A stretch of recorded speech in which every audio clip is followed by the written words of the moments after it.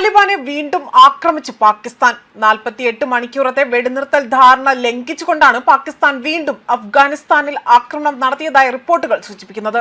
ഇതിലും ഇരട്ടി ശക്തിയായി തന്നെ തിരിച്ചടിക്കുമെന്നാണ് അഫ്ഗാൻ ഇപ്പോൾ അറിയിച്ചിരിക്കുന്നത്. വെടിനിർത്തലിനായി തന്നെ കരഞ്ഞു കാലുപിടിച്ച പാകിസ്ഥാനാകട്ടെ ഇപ്പോൾ തങ്ങളാണ് ശക്തരെന്ന കണക്കിലാണ് ഇപ്പോൾ വലിയ രീതിയിലേക്ക് ഇത്തരത്തിൽ ആക്രമണം നടത്തുകയും സ്വയം അവർ തന്നെ അവരുടെ ശവക്കുഴി തോണ്ടുകയുമാണ് ചെയ്തിരിക്കുന്നത്. ഇപ്പോൾ 3 അഫ്ഗാൻ ക്രിക്കറ്റർമാരും സാധാരണക്കാരും കൊല്ലപ്പെട്ടതായി തന്നെ വൃത്തങ്ങൾ സൂചിപ്പിക്കുന്നു. ഇതിൽ ശക്തമായി തിരിച്ചടി നൽകുമെന്നാണ് അഫ്ഗാൻ അറിയിച്ചിരിക്കുന്നത്. ഇരു വിഭാഗങ്ങളിലുമായി തന്നെ 1 ഡസനിലധികം സാധാരണക്കാർ കൊല്ലപ്പെടുകയും 100ഓളം പേർക്ക് പരിക്കേൽക്കുകയും ചെയ്തതിനെ തുടർന്നുകൊണ്ട് തന്നെ കഴിഞ്ഞ ബുധനാഴ്ച വെടിനിർത്തലിന് പാകിസ്ഥാനും അഫ്ഗാനിസ്ഥാനിലെ താലിബാൻ ഭരണകൂടവും വെടിനിർത്തൽ ധാരണയിലേക്ക് എത്തുകയായിരുന്നു. ഈ ധാരണയാണ് ഇപ്പോൾ ലംഘിക്കപ്പെട്ടിരിക്കുന്നത്. ഒക്ടോബർ 11 മുതൽ തുടങ്ങിയ ഇരു രാജ്യങ്ങളും തമ്മിലുള്ള സൈനിക സംഘർഷത്തിൽ ഇരുവശത്തും നിരവധി പേരാണ് കൊല്ലപ്പെട്ടത്.